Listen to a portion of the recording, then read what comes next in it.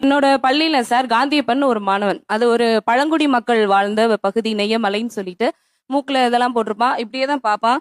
யாரும் பக்கத்துல வந்துடக்கூடாது, அடிச்சிருவான் இல்ல கடிச்சு வச்சிருவான். அப்படிப்பட்ட ஒரு மாணவனை பக்கத்துல போய் உட்காந்து அவன் மூக்கு ஒழுகுவான், ஒழுங்கா சாப்பிட மாட்டான், அப்படிதான் இருப்பான்.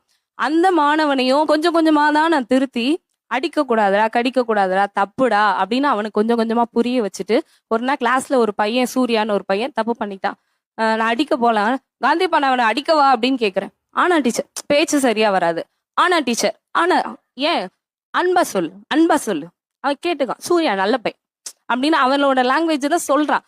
அப்ப அடிச்சது, அடிக்கணும் கடிக்கணுங்கிற இருந்த பழக்கத்தை கூட அதை தப்புன்னு நாங்க ஒவ்வொருத்தனா மாற்றக்கூடிய திறமை ஆசிரியர்கள்கிட்ட மட்டும்தான் சார் இருக்கு. எந்த ஊர்ல டீச்சரா இருக்கீங்க?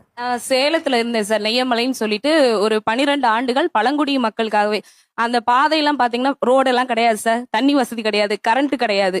நான் போகும்போதே கீழே விழுந்து தலையில அடிபடாத குறையா சகதியில பறந்து இப்படிதான் நான் போனதே. மலை மேல ஒரு 8 கிலோமீட்டர் போகிறதுக்கே 1.5 hours ஆகும். அந்த அளவுக்கு போகும்போதே நான் முடிவு பண்ணேன், அப்பா இப்படி ஸ்கூல்ல எல்லாம் நம்ம சேரக்கூடாது. கையெழுத்த போட்டோமா அடுத்த ஆர்டர் வாங்கிட்டு எங்கிட்டாவது ஓடணும்டான்னு.